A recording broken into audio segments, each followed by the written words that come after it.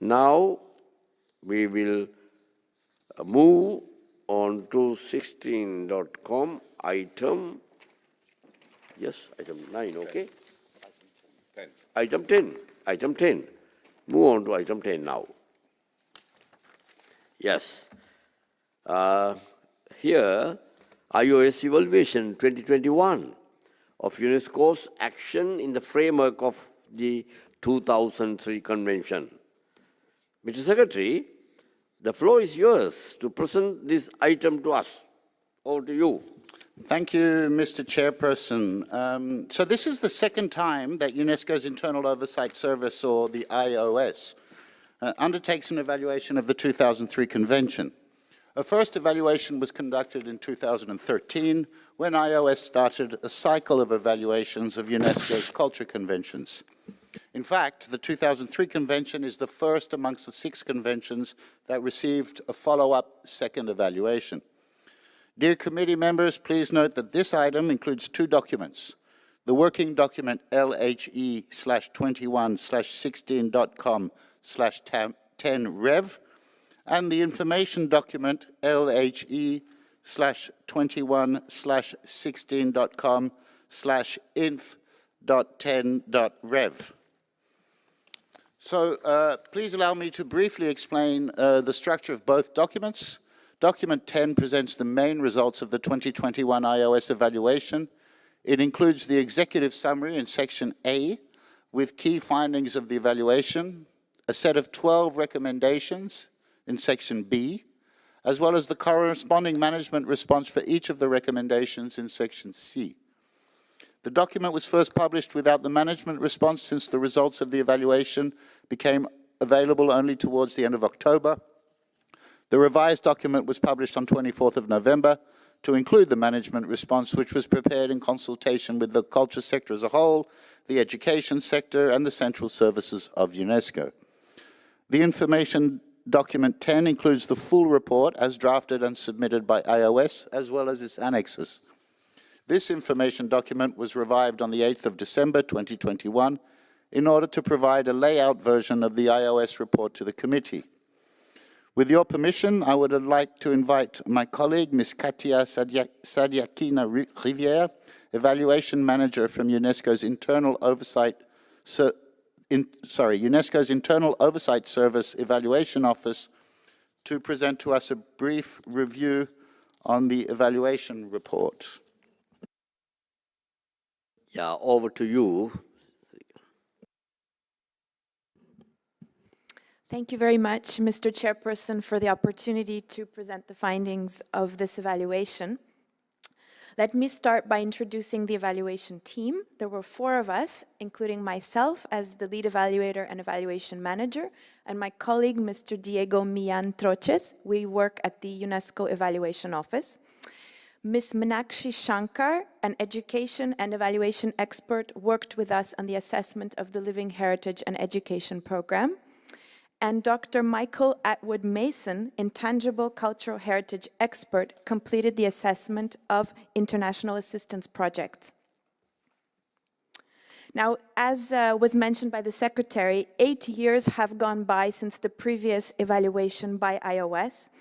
And I would like to mention that this evaluation did not aim to repeat the exercise that was done in 2013, which was a very comprehensive assessment of this normative instrument.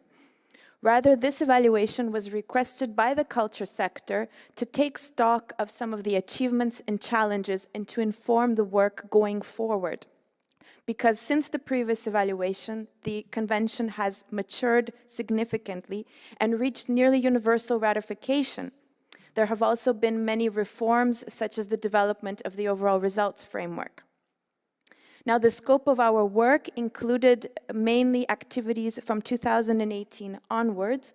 However, for the assessment of international assistance and capacity building, we also looked at work that predated 2018. Now, with regards to methodology, due to the pandemic, we had to do all of our data collection and analysis remotely. But as we have now all mastered video conference technology, we were able to interview 95 people remotely, and these included representatives of states, parties, NGOs, Category 2 centers, some other partners, including facilitators, and the many UNESCO staff who work on the convention around the world. We also ran 2 surveys, one of member states, and we received responses from 89 member states, and I would like to thank you all because this is a very high contribution. We also did a survey of the many partners of this convention and received 154 answers. Finally, we did an assessment of the many projects that comprise completed international assistance and the living heritage and education projects. Due to the pandemic, as the Secretariat's events were also taking place online, we were able to observe many of them, including the global reflection on the listing mechanisms, but also some of the capacity building events that were taking place. Now I'd like to take a few minutes to talk about some of the main findings that came out of this exercise. And due to the limited time I have available, I'd like to focus on 3 main messages today. The first message has to do with priorities, and I think this will resonate with many of the people here today. So in our evaluation surveys and in interviews, we asked stakeholders, including member states, about the top priorities with regards to safeguarding living heritage in your countries. And there were 3 areas that emerged. The first one is with regards to developing national policies and legislation. The second one is about building capacity of government staff and in-country expertise. And the third one is to continue raising awareness of the importance of living heritage. Now, at the same time, we found that there is a mismatch between the priorities identified in the evaluation and the reality that is facing the Secretariat of the Convention. So, as we have been seeing, the statutory demands are on the rise. The convention now has 180 states parties, so there are more nomination files to the listing mechanisms, including multinational nominations.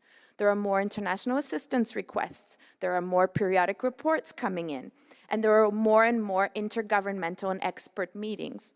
I believe that the Secretariat's report to this committee mentions just 14 meetings that took place in just 1.5 years. Now, the Secretariat's budget and staffing situation has, however, not been growing at the same rate as the demands, and the evaluation found that the Secretariat is not adequately capacitated to meet both statutory and programmatic demands of states parties. It has had to give priority to statutory requests, but we have to say that this has come at the expense of further investing in global capacity building and in awareness raising and outreach efforts. In the organogram that you can see here, all of the boxes that are blue show staff working on statutory matters, whereas all of the boxes shown in gray show staff that are working on the program. And you can see that there are twice as many staff working on statutory matters than those working on the program. In conclusion, we say that strategic decisions on priorities will need to be made in the near future, and the evaluation issues one recommendation to issue this important issue in front of this committee and also in front of UNESCO's senior management. Now, moving on to my second message, the evaluation found a number of significant results that highlight the important links between living heritage and sustainable development. And these also give some pointers for the future development of the program. For example, the Global Capacity Building Program has been expanding into new areas such as emergencies and education that involve stakeholders outside the cultural sphere. And I wanted to illustrate this with an example that was quite telling, because I was able to observe a training earlier on this year that took place in the Philippines on ICH in emergencies. And it had a dual purpose. The first was to demonstrate how living heritage is impacted by the many disasters that take place in the Philippines. But the second is also how living heritage can be mobilized to mitigate the effects of disaster.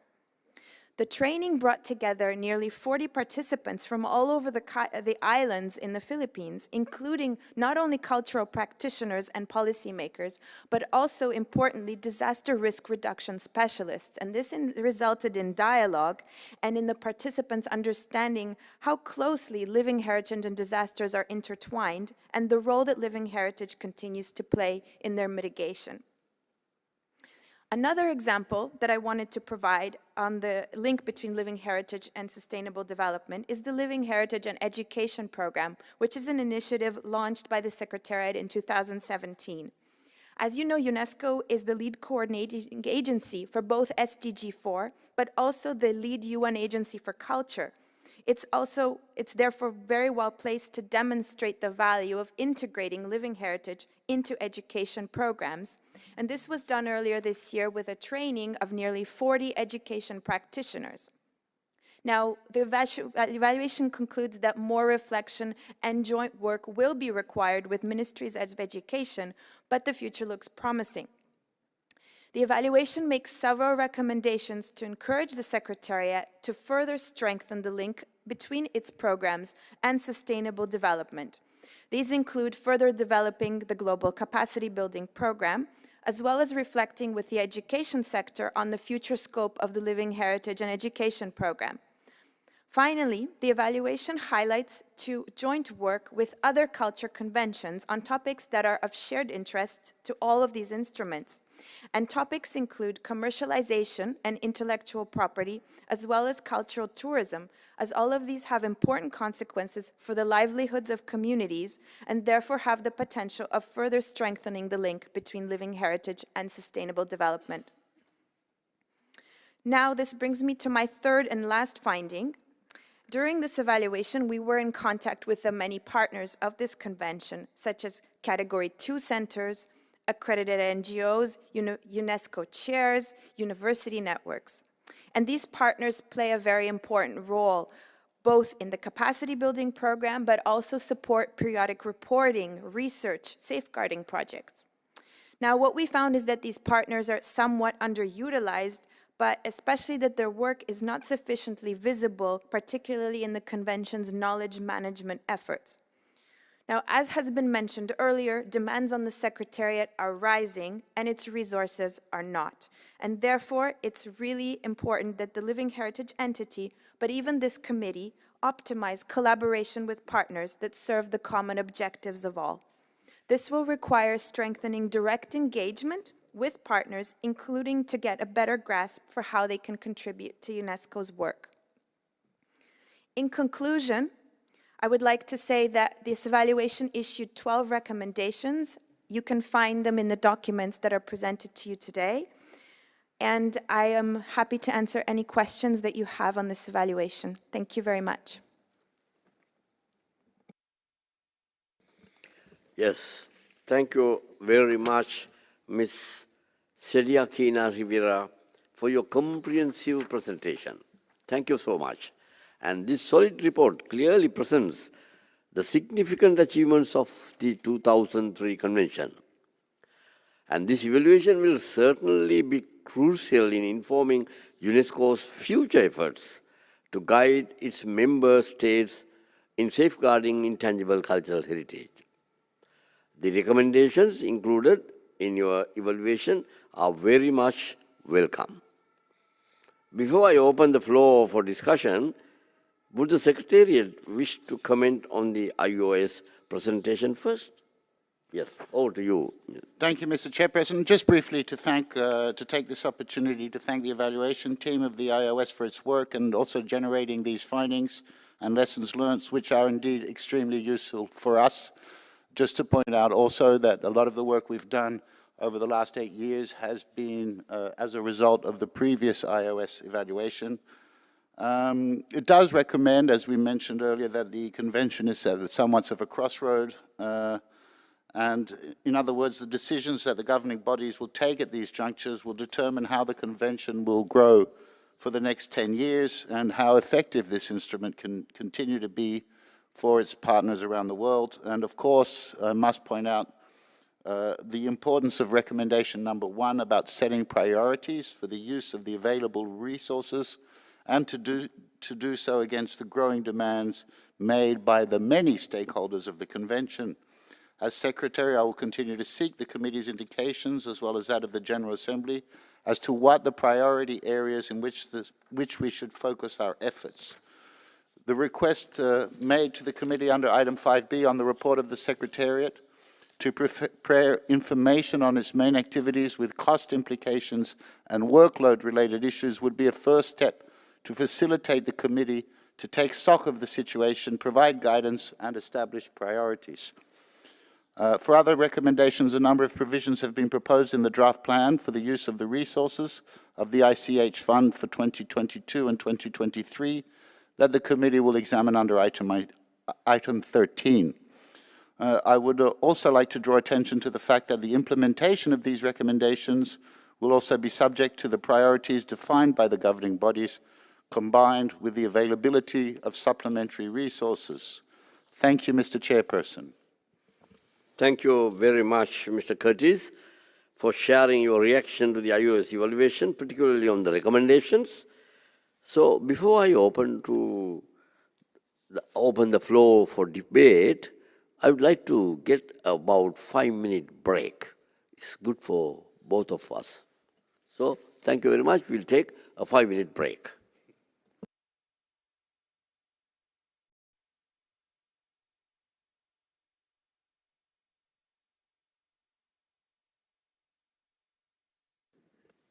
Yes, welcome back again. We'll move forward. I think now I would like to open the floor.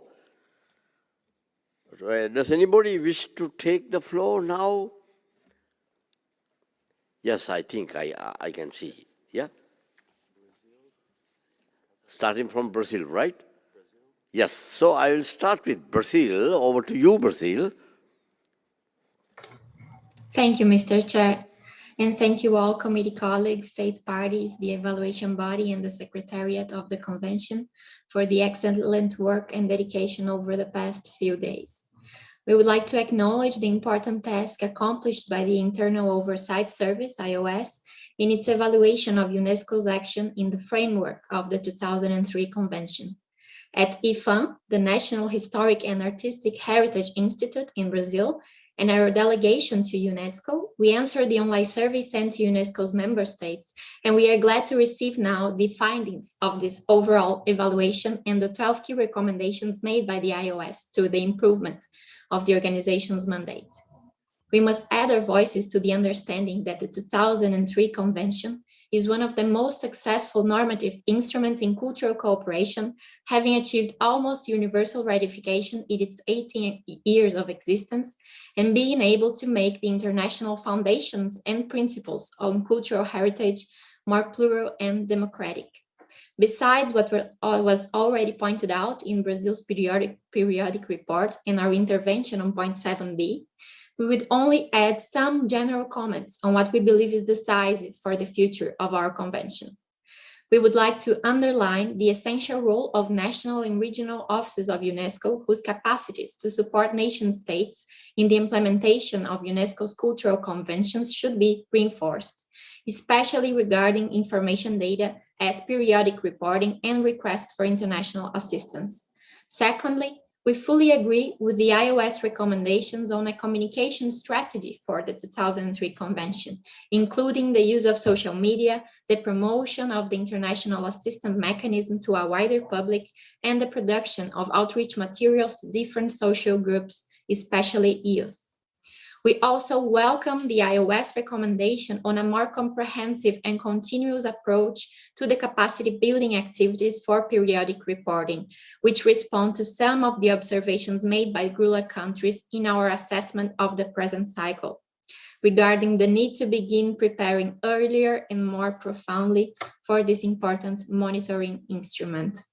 Finally, we maintain that integrating living heritage in education policies and more generally, deepening the synergies between cultural and educational sectors and national and international institutions in the field of natural resources and natural heritage are some of the greatest challenges and opportunities for the strengthening of the 2003 Convention and its contribution to the achievement of Sustainable Development Goals. Thank you, Mr. Chair. Thank you very much, Brazil. And there are a number of participants who want to take the floor. I would like to read those. Kazakhstan, Czechia, Azerbaijan, Kuwait, Switzerland, Sweden, Saudi Arabia, the Netherlands, and Japan. Now I will give the floor to Kazakhstan. Over to you, Kazakhstan. Thank you very much, dear Chairperson. Thank you for giving me the floor. If you allow me, we have a general comments on that, on this item. My delegation considers this item to be of high importance and relevance of our committee in implementing the substantial part of its mandate in convention implementation. In country reports and statements of the respected committee members during the session, all of us take notes on success and progress, sometimes with the mentioning of the lessons learned. However, we need to consider also our gaps and missing issues, which, if neglected, may impact negatively on our work plans and delay its implementations. The professional comments from competent oversight are always helpful, whether we like it or not. First of all, we would like to thank the Internal Oversight Service for its comprehensive evaluation resulted in findings, considering of lessons learned, and proposing recommendations regarding the relevance and effectiveness of UNESCO actions in the framework of the 2003 Convention. It's a very good example of internal evaluation, also due to the brilliant composition of known experts involved. Next, we'd like to commend Secretariat of Living Heritage Entity, as it is referred in the text of report. The management response to the 12 recommendations was quite sufficient and reflected the ongoing activities and next steps in order to improve the convention implementation environment. As the report truly mentions, UNESCO staff around the world reveal weaknesses in the network expertise and capacity to cover all regions and thematic areas. I would like to raise the role of important stakeholders, namely Category 2 centers and UNESCO chairs. These institutions are mentioned in report and considered the valuable actors in capacity building programs and networking. We'd like to recall some important activities conducted by these actors in Central Asia and Asia Pacific in 2020-2021, the evaluation period, which targeted the ICH bureaus and ICH communities. We all want to put them in the focus of our activities.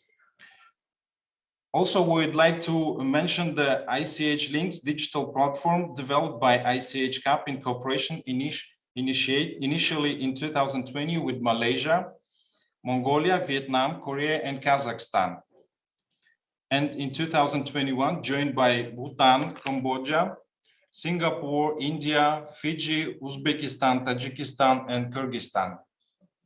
This digital platform, which you may wish to visit at ICH CAP, web portal gives the direct audiovisual access to the living heritage as it is, with bureaus and communities, which we all want to put in the focus of our activities. This activity found a strong interest among the general public and motivated artisans and local communities to join and present the ICH manifestations. Another strong point is the use of modern IT technologies, which makes the platform interesting for younger generation. Next, we wish to remind about the pilot exercise of involving 12 member countries to review the present status of the Nowruz, New Year Spring Festival, which is the part of representative list, and the implementation of the local level. This webinar took place in the city of Shymkent in Kazakhstan in March of this year within the celebration of the city of Shymkent 2020 200 years anniversary.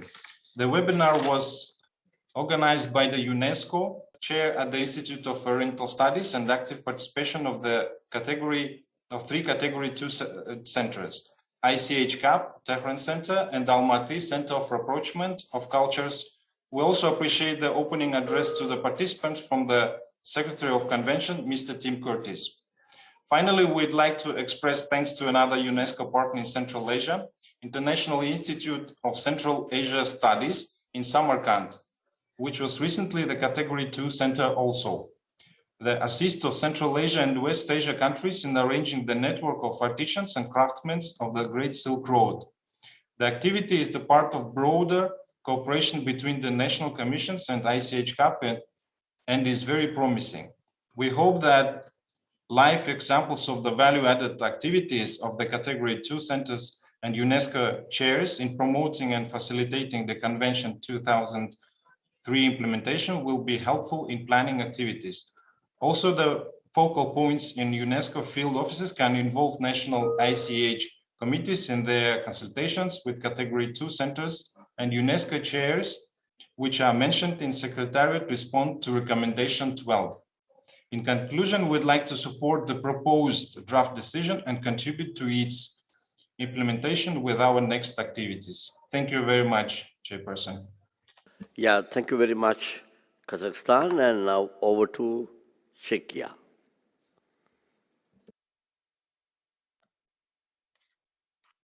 Merci beaucoup, Monsieur le Président.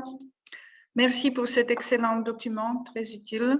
Nous sommes sensibles à l'analyse présentée qui vise une approche plus stratégique dans la mise en œuvre de notre convention et à rendre le PCI encore plus accessible au grand public. Le résumé analytique et les 12 recommandations d'IOS sont judicieuses à notre avis et il est évident que le succès de la convention et augmentation de l'agenda y associé se traduit par la nécessité de définir les priorités compte tenu des ressources humaines et financières limitées.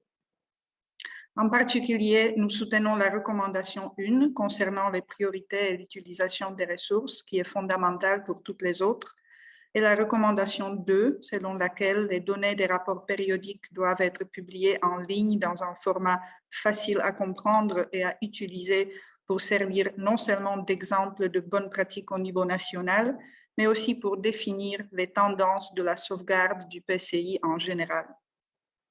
En ce qui concerne la recommandation 3, nous comprenons que le secteur culturel réfléchit depuis un certain temps aux synergies entre toutes les conventions culturelles, mais nous aurions besoin de voir l'impact concret de ces réflexions. Aussi, nous accueillons favorablement les orientations pour une meilleure interaction entre elles. En ce qui concerne la recommandation 8, il est possible de dire que si l'expérience de la pandémie nous a apporté quelque chose, c'est bien la possibilité de mieux utiliser l'espace virtuel et les formations en ligne auxquelles un plus grand nombre de participants peuvent prendre part. Nous sommes très favorables à la recommandation 10 et nous pensons par expérience que ce type de plateforme rassemblant des exemples de bonnes pratiques, de méthodologie et de mesures peut être un outil essentiel pour une meilleure mise en œuvre de la Convention. Nous apprécions beaucoup les réponses aux recommandations préparées par le secrétariat et à ce sujet, nous aimerions savoir comment l'ordre de priorité de la recommandation 1 devrait être mis en œuvre exactement et si un plan d'action pour sa mise en œuvre sera développé avec un calendrier prévu. Merci beaucoup, Monsieur le Président. Thank you very much, Czechia. And now I would like to invite Azerbaijan. Over to you, Azerbaijan, the floor. Thank you, Mr. Chair. Good morning, everyone. First of all, Mr. Chair, I would like to thank on behalf of my delegation, the Secretariat, especially the UNESCO Internal Oversight Services for the evaluation of 2003 Convention presented to our session today. And we do believe that such evaluations bring a different perspective to the functioning and process in place in different sectors and programs at UNESCO. And we do appreciate the work of the UNESCO Internal Oversight Services for having focused on 2003 convention, particularly in this time around in the course of 2021. Azerbaijan also welcomes the recommendations formulated by the Internal Oversight Services in relation to 2003 convention, notably those addressed to the living heritage entity and the culture sector. And we were pleased to see the management response from the Secretariat that is very positive. My delegation also particularly appreciates the recommendation of IOS that directly relate to building synergies with other conventions and programs and promote intersectoral approaches. In that sense, we have taken note of the recommendation 3 formulated by your IOS to create working groups to tackle priorities thematic areas that require a multi-convention response, such as commercialization and intellectual property, cultural tourism, and education. Azerbaijan believes that such working groups should also be created on the role of culture and heritage in overcoming the consequences of pandemics, natural and human disasters, as well as situations of the conflict and displacement. Intangible cultural heritage plays an important role in this context. We have also noted with great interest and also support the recommendation 1 of IOS on the necessity of establishing priorities for the use of the limited resources of the 2003 Convention Secretariat. However, we do find that the management response to this should be much stronger from the UNESCO culture sector. We do call upon the Secretariat to think about concrete practical steps for increasing the number of posts within the Secretariat of the Convention that is gaining now even more attention of the state parties and different communities. The committee should be able to receive concrete proposals on this from the Secretariat as early as its next session. Thank you. Thank you very much, Azerbaijan. Now the floor is open to Kuwait. Over to you, Kuwait. Thank you, Honorable Chairperson. And thank you to the IOS team on this very helpful and very insightful file. The main purpose of this document, as stated, is to generate findings, lessons learned, and recommendations regarding the effectiveness of the ICH Convention. And so it is good to see that the IOS aligns with the statement we had made prior with regards to improving the capabilities of facilitators and other authors and academics when we suggested including courses in departments of social sciences. We learned from the IOS about the importance of the positive impact that formal education has on bringing ICH closer to the hearts of people.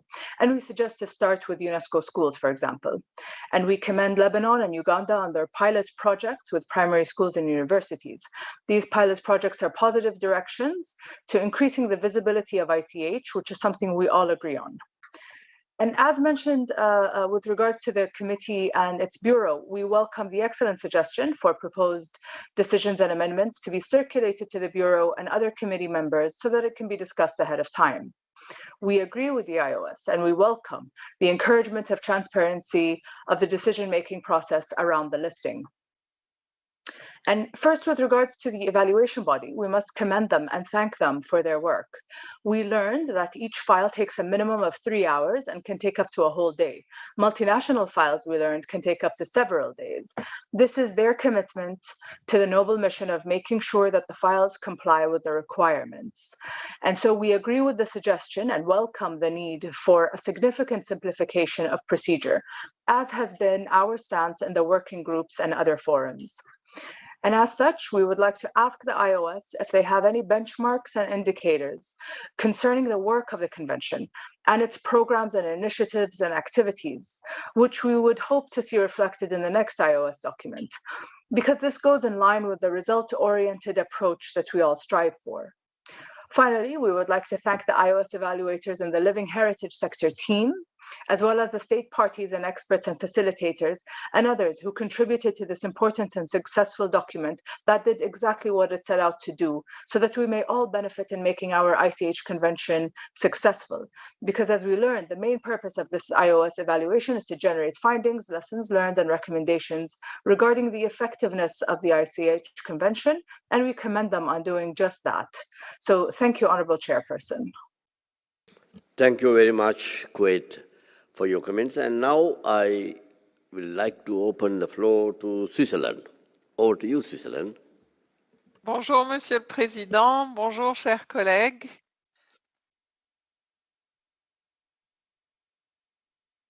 Go ahead, we can hear you very well.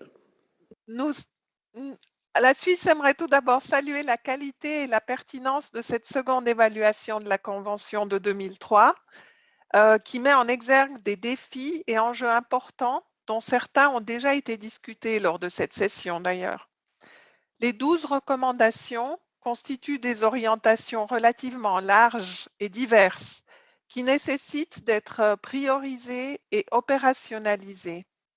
C'est pourquoi il nous paraît nécessaire qu'un plan d'action doté d'un calendrier et d'une analyse des coûts soit présenté au prochain comité pour information. Un tel plan pourrait également soutenir la réalisation de la première recommandation, la plus importante, à savoir l'établissement de priorités pour l'utilisation des ressources limitées du secrétariat. Cette planification permettrait également de favoriser des démarches pour l'obtention de contributions volontaires. Nous relevons également la recommandation concernant la gestion, l'analyse et la valorisation des données collectées par le biais des rapports périodiques. Comme mentionné déjà au point 7b, la Suisse recommande d'introduire une analyse du rapport entre coût et efficacité pour l'ensemble du processus des rapports périodiques. Monsieur le Président, nous aimerions encore relever que nous ne voyons pas apparaître les commissions nationales de l'UNESCO comme partenaires spécifiques alors qu'elles peuvent avoir une valeur ajoutée évidente au niveau local et méritent de pouvoir bénéficier aux besoins du renforcement de capacités. Si elles sont comprises dans l'appellation d'État partie, il serait bien de le spécifier. Enfin, au regard des recommandations 2 et 3, le secrétariat pourrait-il nous informer sur l'implication de l'entité du patrimoine vivant dans le processus de préparation de Mondiaculte, ainsi que dans le cadre de la nouvelle plateforme interagence de l'UNESCO sur la culture pour le développement durable. Nous ne sommes notamment pas certains de comprendre la manière dont fonctionne l'engagement auprès d'autres organisations. Je vous remercie de votre attention. Thank you very much, Switzerland. I think Secretariat will answer all the questions after hearing all the delegates. Now I would like to open the floor to Sweden. Over to you, Sweden. Thank you, Mr. Chair.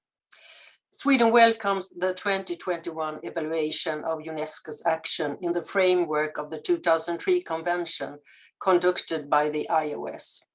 We appreciate the high-quality analysis and the clear recommendations provided. We would also like to thank the Secretariat for the management response and for having accepted the recommendations. We are proud to be a part of the work that has made the 2003 Convention so successful in raising awareness of ICH worldwide. We welcome also the iOS recommendation number 1, that there is indeed a need to establish strategic priorities in the work of the Convention, as well as recommendation number 6, which touches on the overall results framework and some of Sweden's priorities, such as community involvement and gender equality. We note that the Secretariat shares the view of the iOS on these matters. Sweden also sees the iOS recommends continued intersectoral collaboration between the education sector and the living heritage entity in recommendation number 4, something we support. We agree with recommendation number 9 and appreciate the response given by management as well as the support given to member states by the Secretariat in the process of the periodic reporting. We see the positive results, how the work has given us new knowledge and new forms of collaboration. Sweden took an active part in the iOS evaluation, and as a participant of the 2021 cycle for periodic reporting, there was one point that we raised that is of particular importance to us, so we would like to raise it here. First, the reporting has given us so positive results, and we are so grateful for the help provided by the Secretariat. But we also feel that the reporting form in its current status is far too complex. A priority for the reporting exercise is involvement of practitioners. However, the language used in the forms are too bureaucratic and complicated and therefore difficult to transmit to the ones actually working with safeguarding of the intangible cultural heritage. We believe this should be revised for the next reporting cycle and will be happy to assist the Secretariat in any way we can. The report contains several important conclusions that we all can benefit from, both in the national and international work. One field to further develop and mentioned in recommendation number 10 and 12 is to highlight and develop the involvement of partner networks, such as ICH NGO Forum, Category 2 centers, and UNESCO shares. For example, to better demonstrate the link between safeguarding ICH and sustainable development.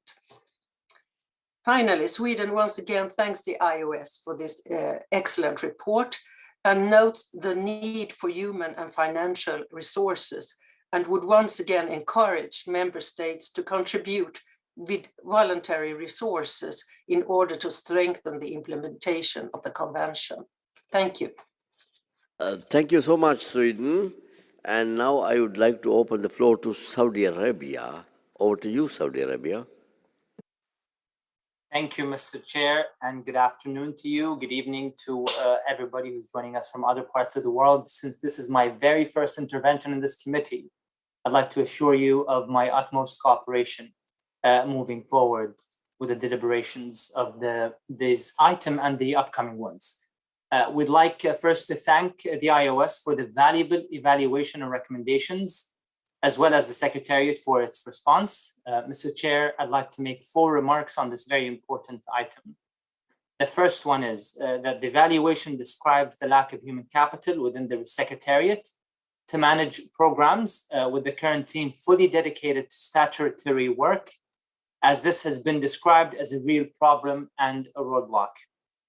The second remark, Mr. Chair, is that there is no clear description of how the Secretariat will establish strategic priorities, in particular between program support and statutory requirements. Thirdly, the recommendations are all accepted by management, which we highly appreciate. However, as mentioned by several member states, there is no clear roadmap or action plan to implement these recommendations. In this regard, Mr. Chair, we'll be making one minor amendment to the DR once it's open to ensure clear timelines and outcomes are reflected. Last but not least, I'd like, Mr. Chair, to refer you all to page 8, key finding number 11 of the iOS report, where it clearly states, and I'm quoting, that the international assistance mechanism remains unknown for some states parties and many face difficulties to apply it.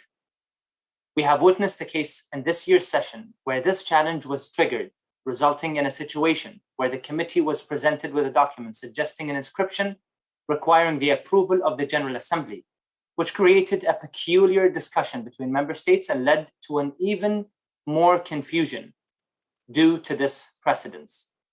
We thank the iOS for highlighting this very valuable finding, which clearly shows that there is more work that needs to be done by the Secretariat in this regard. Thank you, Mr. Chair. Thank you very much, Saudi Arabia. Now I would like to open the floor to the Netherlands. Over to you, Netherlands. Thank you, Mr. Chair. Also, we would like to thank the International Oversight Services Unit for the interesting evaluation report, and we warmly welcome the recommendations of the report. We would like to highlight some points. We are currently gathering a lot of data from different evaluations. Besides the iOS report, we also have the periodic reporting, and at the same time, we have the open-ended working group on the listing mechanisms. We are curious to see how all this data will relate to each other and how it will complement and reinforce each other. An important point in the iOS report is also about data amounts and how to make it available and easily accessible. The report also states that it needs to prioritize outreach to include a non-expert audience, including the public, and especially focus on youth, including social media that presents information in digestible and attractive formats. We think this is very important, and we are in favor of this recommendation. Another recommendation of the report is that member states need technical support to integrate living heritage into education policies at the national level. As noted in several documents in the framework of this committee meeting, further reflection on scope and priorities will be required by the culture and education sector to take this important work forward. Finally, what will the recommendations of the many priorities of the iOS report mean for the work of the Secretariat and the Living Heritage entity in the light of already existing constraints on human and financial resources? In line with what our respected colleague from Czechia already stated, we are also wondering what the order of priorities will be. It looks like we might have to prioritize the priorities. How will we manage this? Thank you again, and thank you, Mr. Chair. Thank you very much, Netherlands, for your comments. And now the floor is open to Japan. Over to you, Japan. Merci, Monsieur le Président. We also would like to thank the Internal Oversight Service to have completed this report under the current constraint of the COVID pandemic. We are delighted that the iOS recognized the convention to be one of the most successful in raising awareness and visibility, thus ensuring the viability of the intangible cultural heritage. We also note the concerns that due to its success, the mechanism is under pressure of the needs of member states, as a lot of other member countries have stated, including capacity building and growth of nomination to the listing mechanism. Besides, there are also new important fields also mentioned of nominations, like protecting heritage from disasters and emergencies, and the cooperation with the education sector in the fields such as the education for sustainable development. We know that the Secretariat can do everything, and therefore we see a clear need for prioritization as stated by the iOS report in the recommendation 1.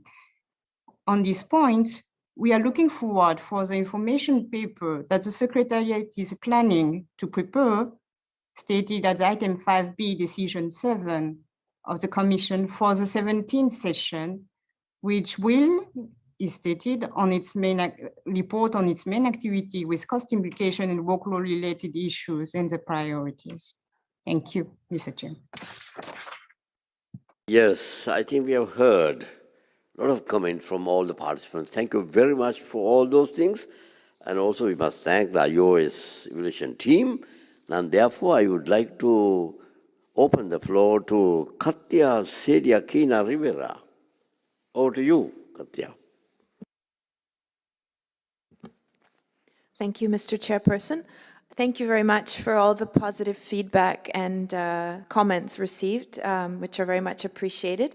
I believe there was only one question directly to iOS from Kuwait on indicators that can be helpful in measuring progress. And I believe that it's the overall results framework that was approved for the convention a few years back that already has a very helpful set of indicators that can be used and are already being put in place in the periodic reporting mechanism. Thank you very much. Yeah, thank you very much, Katya. Now I would like to request Mr. Curtis, over to you. Thank you, Mr. Chair. And I thank iOS again, and I thank all the member states for the comments and also some of the questions. Perhaps I'll start with the question that seemed to be the most recurrent, which was asked by Czechia, which I think was also asked by Netherlands, by Saudi Arabia, which was about, and Japan, mentioned by Japan, about how to establish the priorities. And I also think Japan also pointed to where we believe the answer is, because you will remember under item 5B that there was an adoption of the decision, which indeed is meant to lead us to do the work to enable you as the member states to establish those priorities. And I'll just read that decision in its full. Request that the Secretariat prepares information on its main activities with cost implications and workload-related issues for examination by the 17th session of the committee, who may take stock of the situation, provide guidance, and establish priorities. So indeed, we received this report not long before this session, and we need the time to fully elaborate the costs and the implications of all of these recommendations and present it to the next session of the committee so that the committee may decide and guide us on where the priorities lie. There were some other questions, if I might address them, from Azerbaijan. Indeed, the issue of posts is very clear in recommendation number 1, the issue of structural issue of the Secretariat. These are discussions that are perhaps not only within the sector, but also at a house-wide level. They include posts, they include the required funding, and the support needed given to UNESCO to be able to operate. Switzerland has some questions on Mondiacult and work with other agencies. We are working with our colleagues, in fact, down the corridor on the preparations of the Mondiacult within the sector, and I myself has participated in some of the discussions, particularly those concerning climate change and indigenous knowledge and so on, with the team preparing for Mondiacult. So we're, as all parts of the culture sector, feeding into that work. And as for work with other agencies, it has been more limited lately with the pandemic, but our officers, our field officers, work very closely with other agencies in the UNCT contexts by implementing the various UN programs at country level, and we have a number of projects and programs which are integrated with other agencies. We've done some work quite a bit with FAO recently on food security and living heritage and other issues. For Sweden, I can only fully agree that we need to make the language of the periodic reporting much more accessible. We started, this was the first year, these have been the first 2 years, and we take note and appreciate for the offer for assistance to help us advance in that direction. We will surely be following up on that with you. I also heard, sorry, just 1 minute. I think those are the biggest questions, the most direct questions that I received. And I hope I've answered all the questions. I'm not, but if not, please ask again. Thank you. Thank you very much, Mr. Secretary.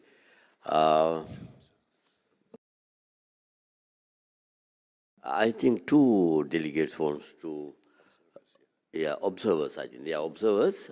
First, Norway. Over to you, Norway. Thank you, Mr. Chair, for giving me the floor. No, I can see I'm upside down on your screen maybe, but here I'm sitting on the floor. Norway would like to support the view of Sweden and Brazil. We want to underline how the overall result framework has increased the understanding of the work with ICH on a broader basis, with references to the periodic report, which are based on this framework. As many state parties from Latin America and Europe has pointed out earlier, the periodic report has required an extensive effort, Our process with the report have increased awareness and monitored the ICH activities on both regional and international level, in addition to the national level. It required a broad involvement process where especially the accredited NGOs and experts who knows the UNESCO system, in addition to NGOs of indigenous people and national minorities, played a crucial role. They contributed with insight and knowledge, as well as anchoring the work. In the report, the state parties are asked to report on activities that includes so much more than the listing mechanisms. And this work has given us insight on the work with the convention in a more comprehensive way. The capacity building process for the focal points was crucial in understanding the process and strengthening the regional collaboration, and should be further developed.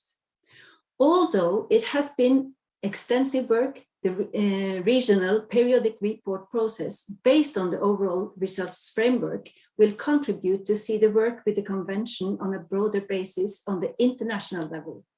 This should be considered when the committee decides on future priorities. Thank you, Mr. Chairperson. Thank you very much, Norway. And now I go to Estonia. Over to you, Estonia. Thank you, Mr. Chairperson, for recognizing this intervention, considering your demanding task of fairness and the graceful accommodative approach. Estonia would like to endorse our continuous commitment to the 2003 Convention and express our appreciation of all the work carried out in various sectors.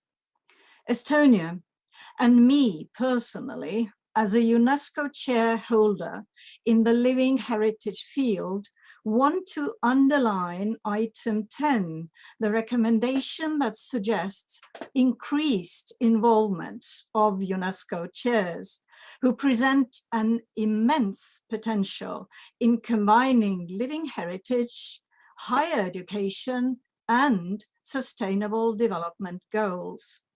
We welcome the growing number of UNESCO chairs engaged with this convention in all regions and hope for their growth. Thank you. Thank you very much, Estonia. And I would like to thank all the participants for their positive comments and this active participation. Thank you very much.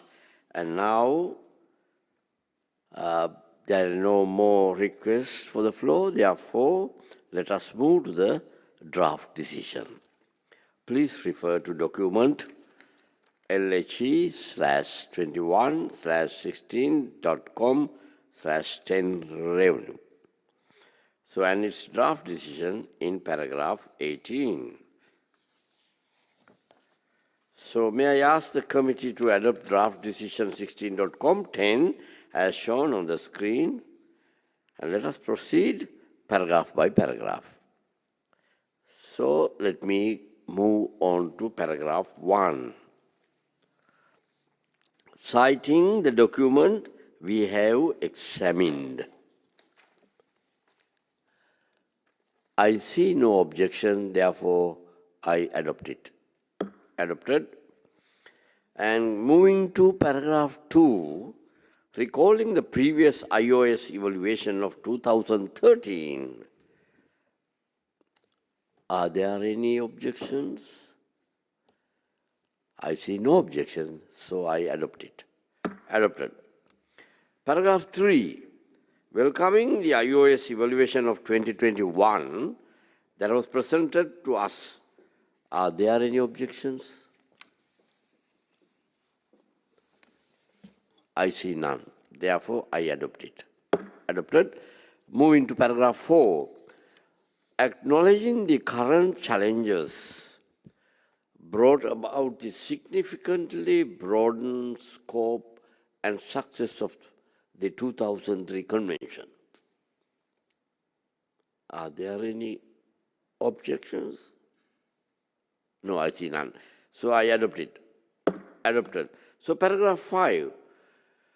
Calling on the Secretariat to ensure, yeah, I think Saudi Arabia is over to you, Saudi Arabia, please. Thank you, Mr. Chair, for giving me the floor again. As promised, we have one minor amendment to this paragraph.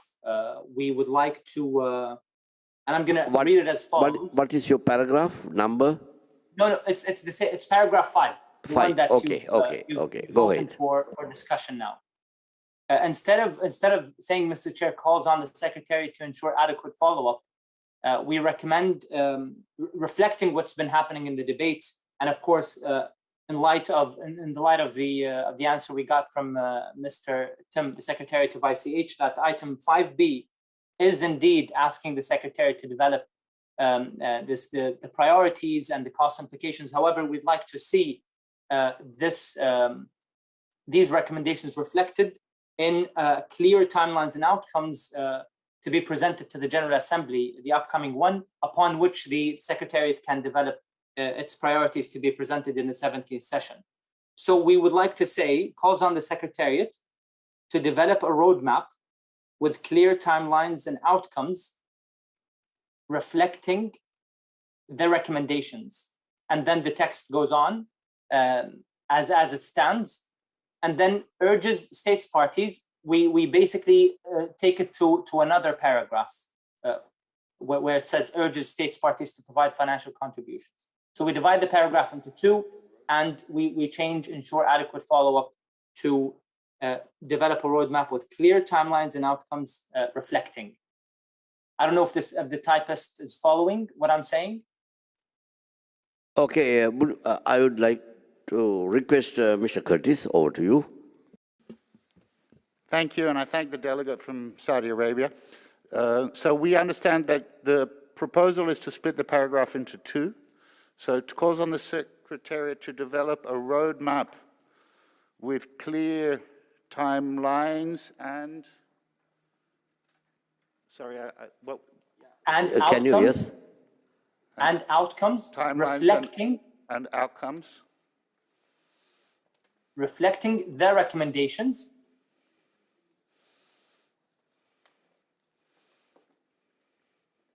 Reflecting the recommendations? Exactly. Yep. And the rest of the text stands. And of course, as you said, Mr. Curtis, that we divide the two paragraphs okay. into two. Yeah. Thank you. So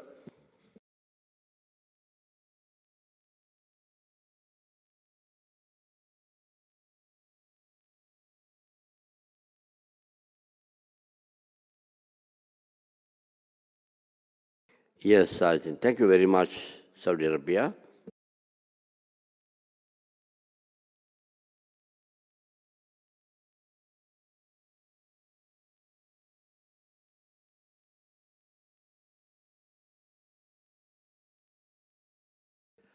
I think Kuwait needs the floor. Over to you, Kuwait. Thank you, Mr. Chair. Kuwait would like also to support this minor amendment by Saudi Arabia, like our colleagues said, and also I heard from our colleagues from Czechia and Switzerland, and I'm quoting, they're saying, they want to see an action plan with a timeline. So this is, I think in the right direction. So Kuwait also, as I said, supporting this minor amendment. Thank you, Mr. Chair.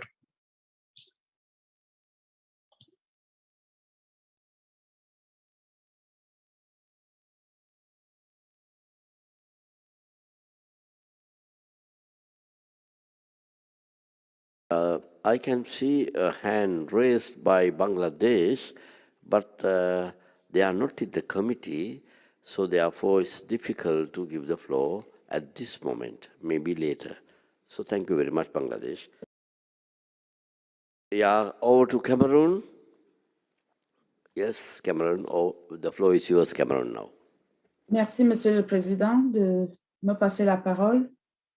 Je voudrais, au nom du Cameroun, saluer le travail de l'UES sur le rapport de l'action de l'UNESCO dans le cadre de la Convention de 2003. Et nous avons bien lu les différentes recommandations qui nous semblent très pertinentes, celles qui concernent l'éducation, le renforcement de capacités et une plus grande implication des partenaires les centres de catégorie 2, les chaires, à la sensibilisation, à la visibilité de la Convention.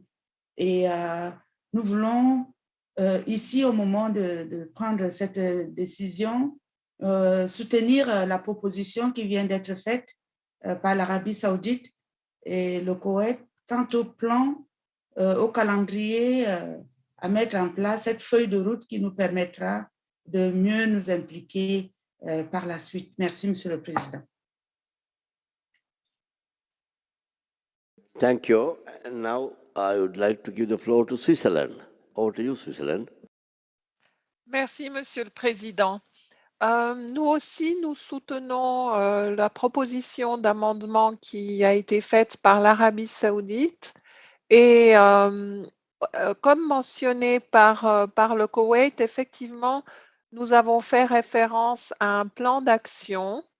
Néanmoins, le terme roadmap, feuille de route en français, nous conviendrait aussi. Mais ce que nous proposerions d'ajouter à Roadmap with Clear Timelines, enfin, je veux dire en français, une feuille de route avec des calendriers et des résultats clairs, nous avons mentionné également une analyse des coûts. Et nous proposons donc d'ajouter peut-être cette mention de l'analyse des coûts aussi.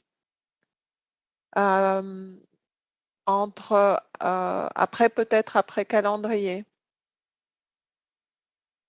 virgule, une analyse des coûts. Voilà, je vous remercie.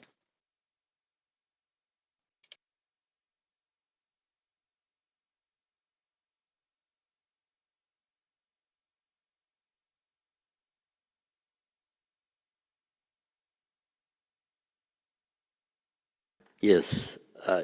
Yeah, I think it's okay now. Yes.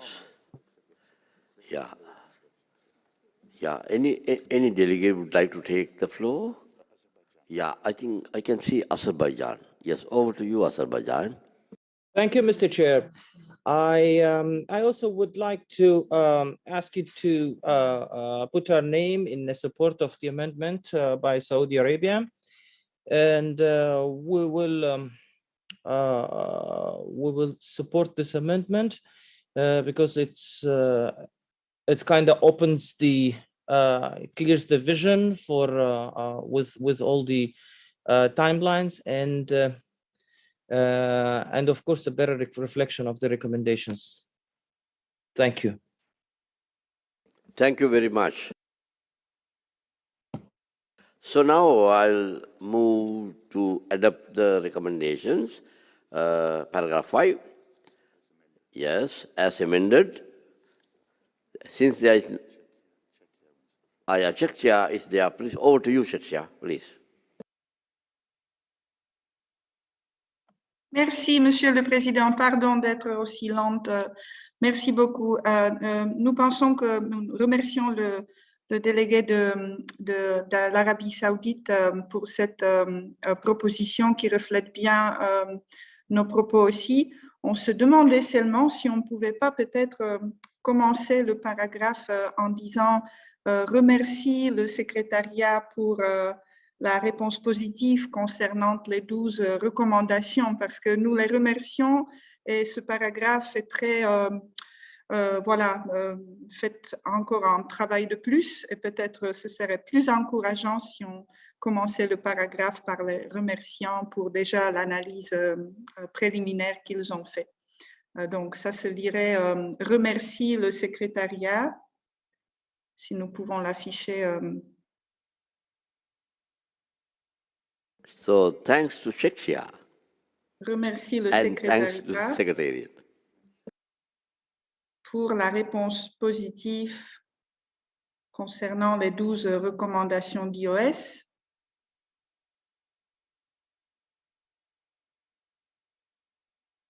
Et l'appel à préparer une feuille de route.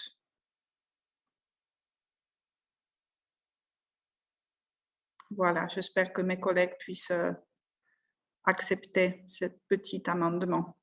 Merci de votre attention. Thank you, Chikia. I think everybody is agreeable to this, okay? So then I can move forward. Right, thank you. I see no objection, and now therefore, yeah, again, Brazil wants to, go ahead, Brazil.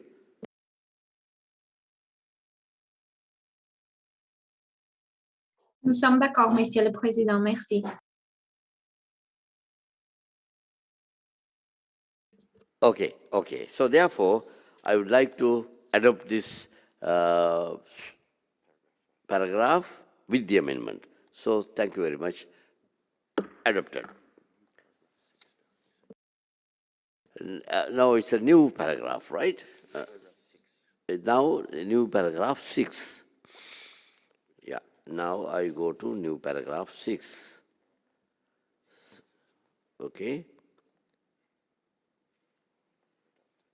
Yeah. I think no objections, so I adopt it. So adopted new paragraph 6 as well. So now I come to 7, right? It is not 6, now it is 7. Requesting the Secretary to report to the next session of the committee on the implementation of the recommendations. No objection, so I adopted. And now, we have now adopted each of the paragraphs and we need to adopt the decision as a whole. Seeing no objections, I therefore declare decision 16.com10 adopted as it appears on the screens. Yes, I adopted. So thank you very much. Congratulations for the Secretariat also. So, dear colleagues, according to our agenda, we will now pause for 1 hour break. I would like to see you all back in this virtual meeting room at 2:15 p.m. Paris time. So I would like to remind my dear committee members that the second round of secret ballot for the establishment of the evaluation body will be taking place in room 5 at UNESCO headquarters from 1:20 p.m. to 2 p.m. Paris time. So thank you and see you at 2:15 after lunch. So thank you very much. Goodbye.